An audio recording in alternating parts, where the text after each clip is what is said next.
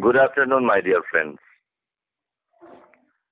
This is Amit Bhattacharya, Professor of English, University of Gurbango, welcoming you to the second installment of my discussion on Kamala Das's poem, An Introduction. Actually, by way of recapitulation, I must tell you that An Introduction is one of the key poems of Kamala Das, taken from her first volume of poems, Summer in Calcutta, which was published in 1965.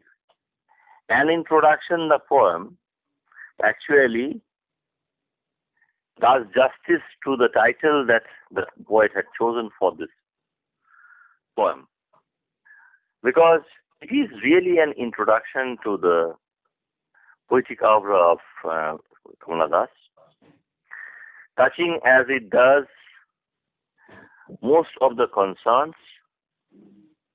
and most of the facets of Kamala Das's poetry.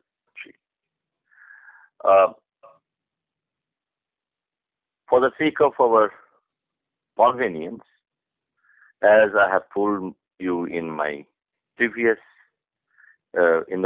installment of my discussion of this poem, that I have divided this poem into relevant, short, thematic sections that will be read out by one of my students, and then I will try to explain them. So, the first stanza of this poem, the first section, deals with the question of politics and how women are excluded from the centers of power, even though they are allowed to repeat the names of those in power. This act of repetition is contingent upon the male act of free will that is discussing politics. So even though politics governs the life of women as well, they are not expected or accepted to learn politics. Similarly, in the second section, she gives her introduction, so to say, by pointing out how she was an Indian and she was not down and spoke 3 languages, wrote 2 and dreamt in 1. In the third section, she talks about one of the prescriptions from the cultural categorizers, namely, don't write in English. English is not your mother tongue. But the rest of this section of the poem deals with how Kamala Das defies these categorizers, how she gives reasons for this defiance, and how she asserts her right to choose any language that she pleases. In answer to a question posed by an interviewer, she had once said, I speak in English because it is common. It's asking me as to why I use English is asking as if why I don't use Swahili or Sanskrit. English being common, English being the language that I know, I use it, that's all.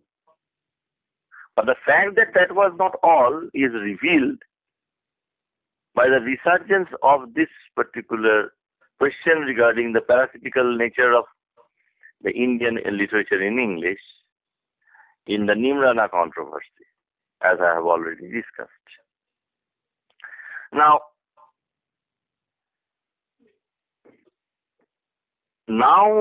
I am going to discuss another section of the poem that deals with the personal life of Kamala Das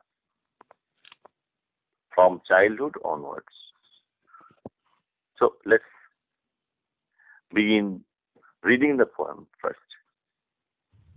Yes, sir.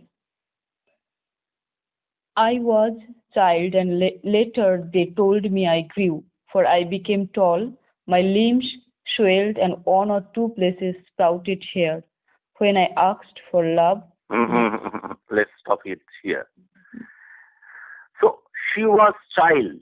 See, the use of the zero article here is one of the characteristic features of Indianization of English that Bruce King has drawn our attention to.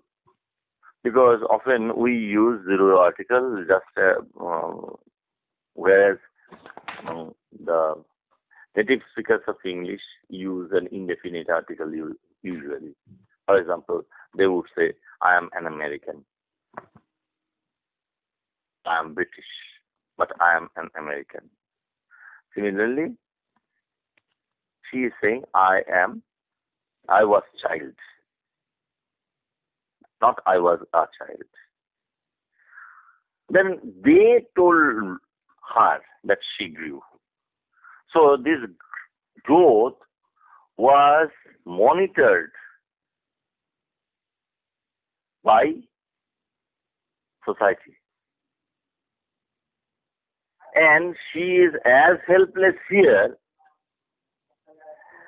She cannot judge her own growth or the lack of it. Why? Because just as she was excluded as a woman from the centers of power, she is also denied any right over her body. It is objectified and it is put under the microscope. So, when she becomes tall, when her limbs swell or some places spout hair, in a way that is detected by society. Okay? Okay, excuse me. Yes, go on. Sprouted hair, then? when I asked for love, not knowing what else to ask for, he drew a youth of 16 into the bedroom and closed the door. Wait. She asked for love. Again, in a naive way, she didn't know what else to ask for. Now, this asking for love, this seeking love, looking for love, this is indicative of a lack. We all know that lack implies what we don't have as well as what we desire to have. So, because she didn't have love in her life, she asked for this love. And he, namely the father, asking as a representative of society, decided what is good for her and what is not. So, marriage is considered to be a kind of a cure-all for growing girls by the patriarchal society. And as a result, the girl is married off without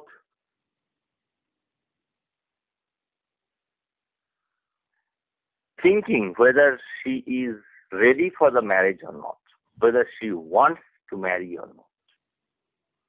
So a youth of 16 is forced on her. Now, the youth is also underaged. The male counterpart, the husband figure, is also underaged.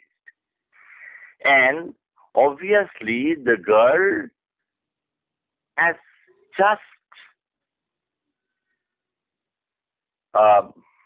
become a woman. The puberty question has already been hinted at.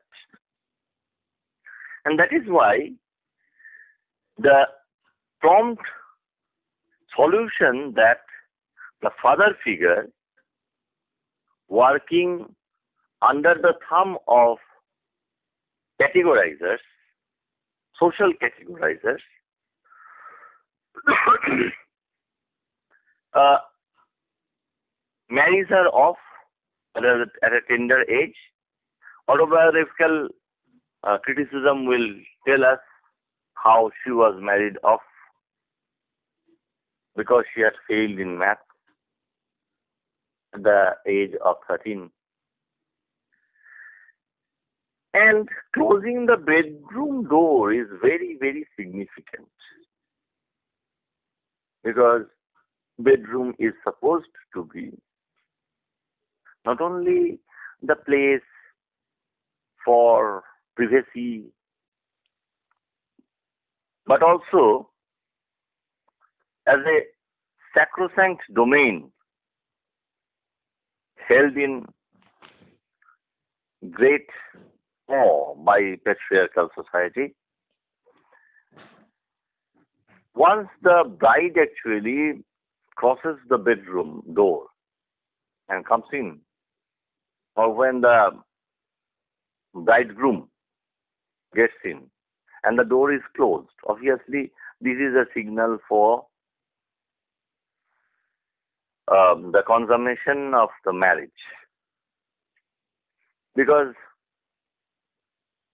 as per the patriarchal norms, the helpless, hapless woman has now become the property of the husband figure. So first, the reference to a male is the he, the father figure. And the second one is the husband figure. So let us read on.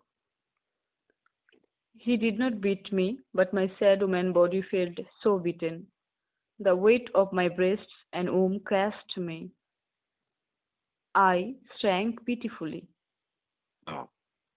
So let's stop it here for the time being.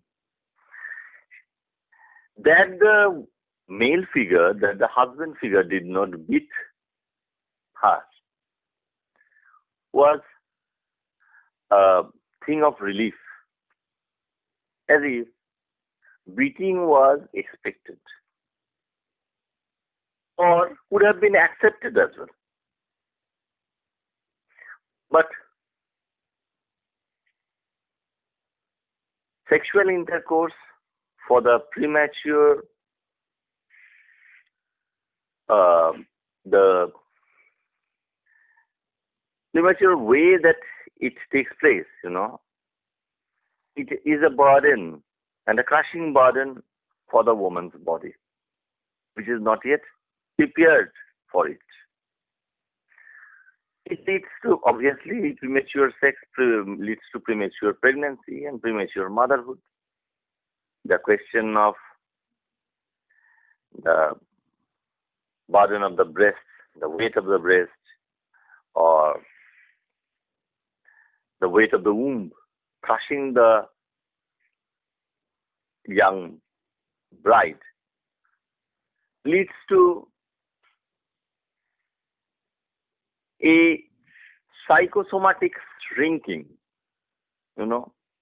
She shrinks pitifully, and this shrinking is not only physical. I can refer you back to the old playhouse when she was talking about cowering beneath the monstrous ego of the husband. She had eaten the magic loaf and become a dwarf. So here, she has to shrink pitifully because she was married off without her consent. She was bedded without her consent. She was impregnated without her consent.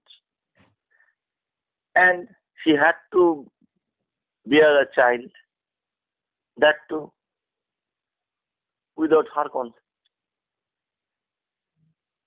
And that is the lot of the average Indian woman, and as such,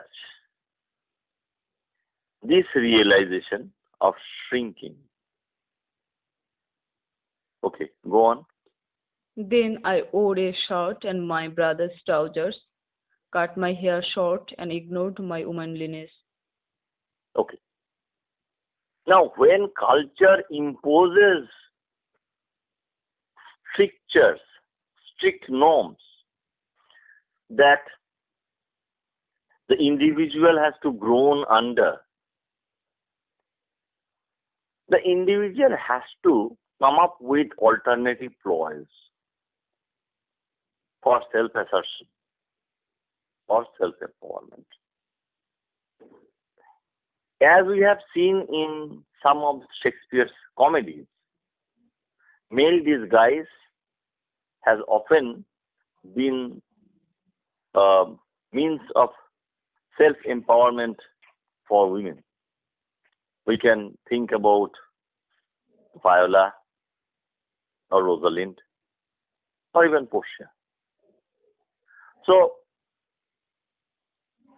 she also, that is the woman figure, the persona of the poet, also wanted to hide her womanliness by putting on the maybe the discarded shirts and trousers of her brother, cutting her hair short.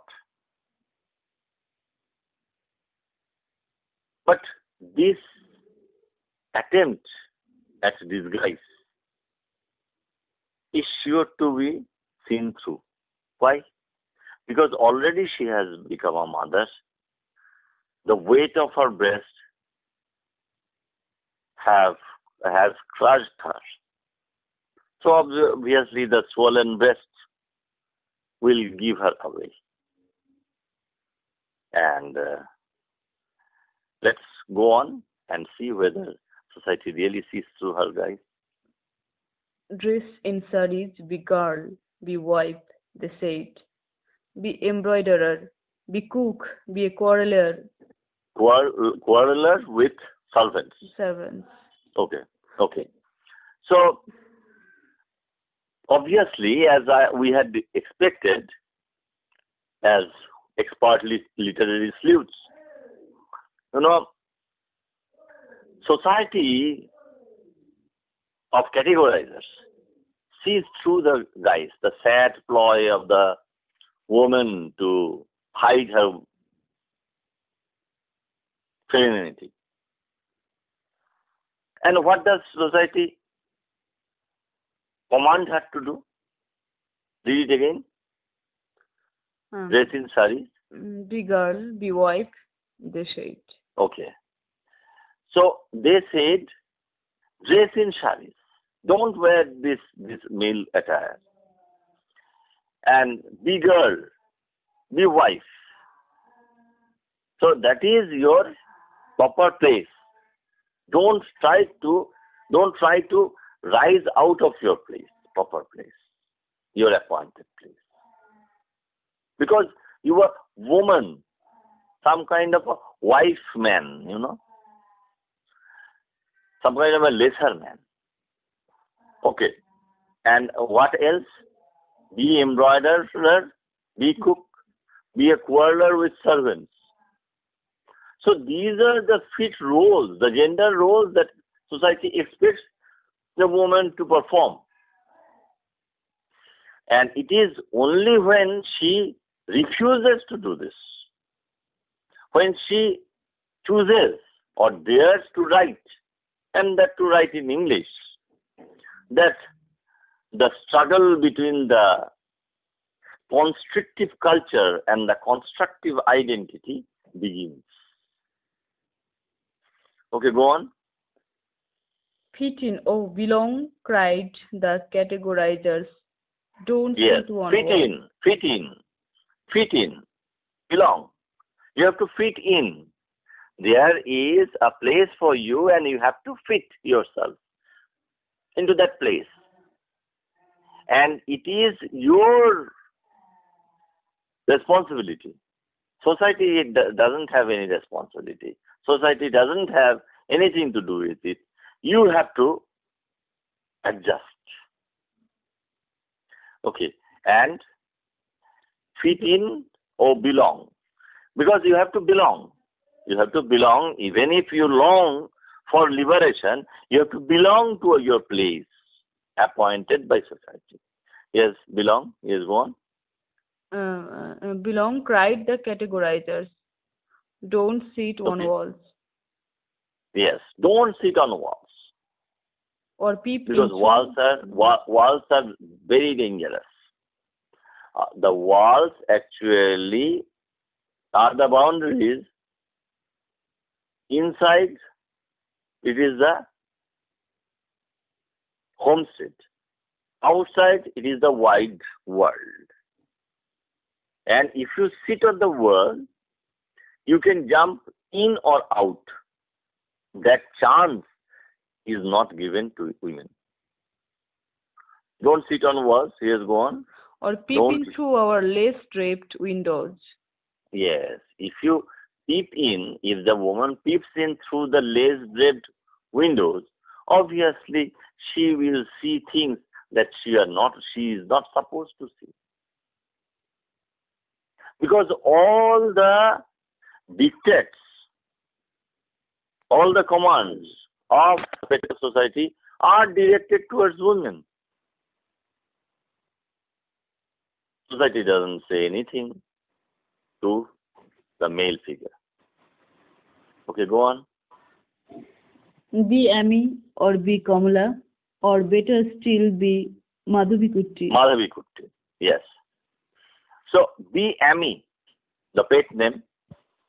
Be Kamala, her first name.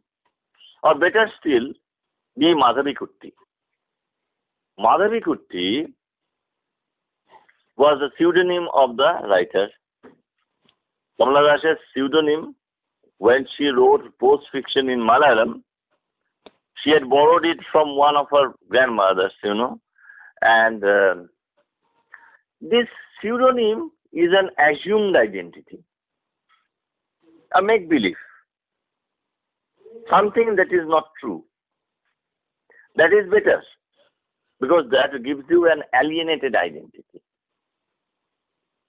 And you do things by proxy.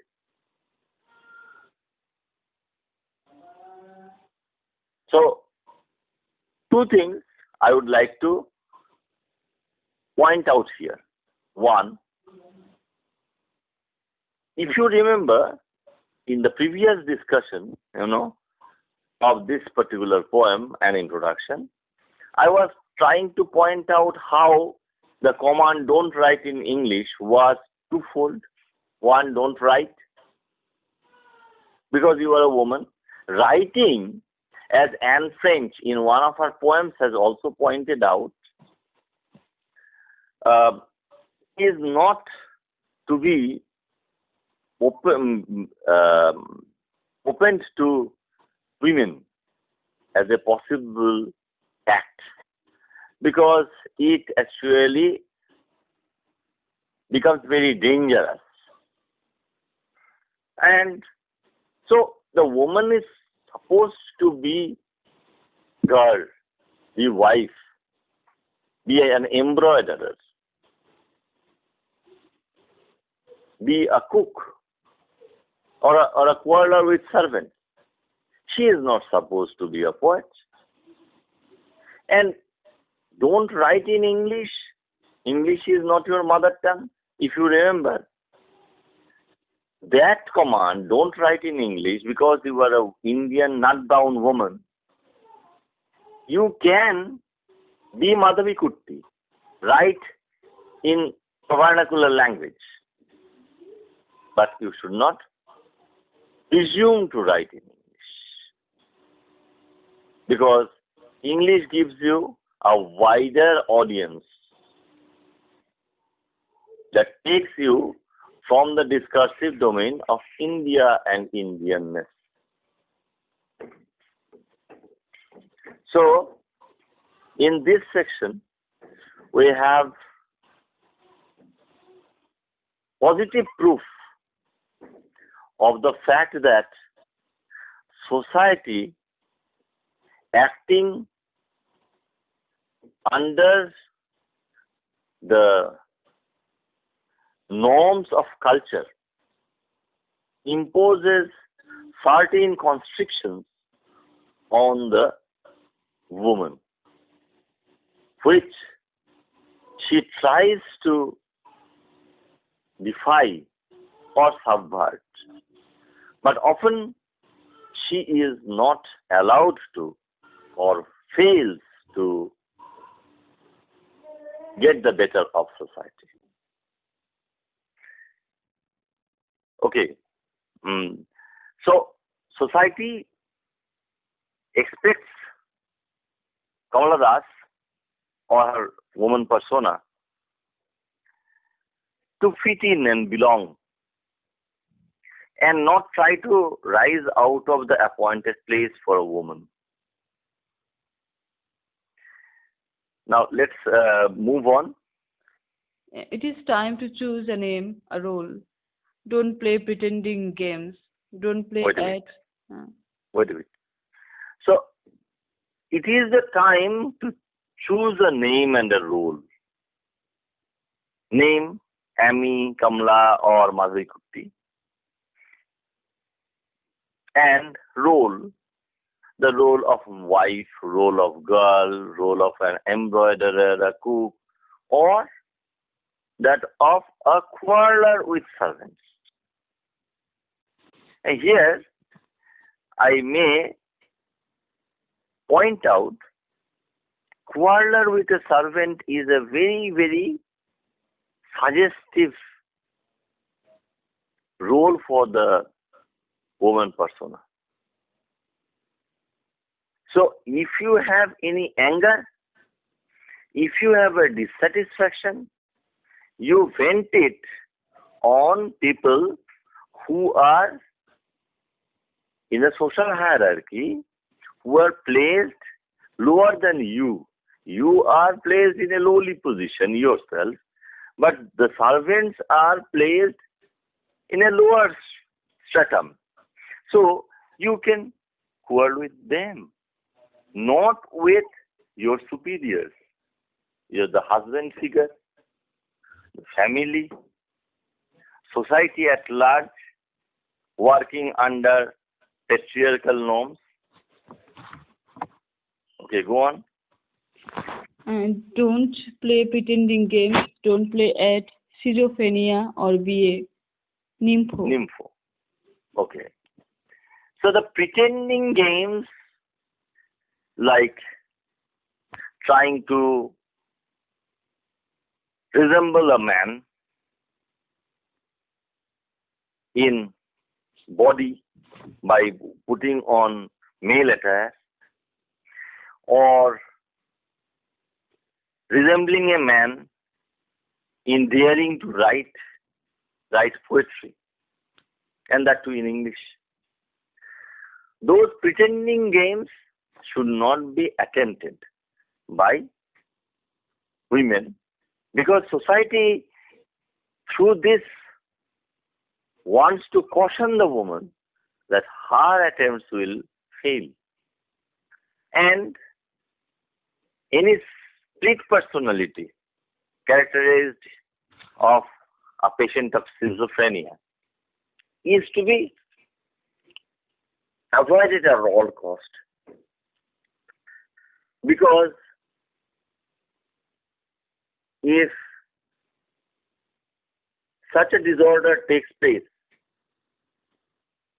in the mind of the wife, she will not be able to discharge her duties. And don't be a nympho.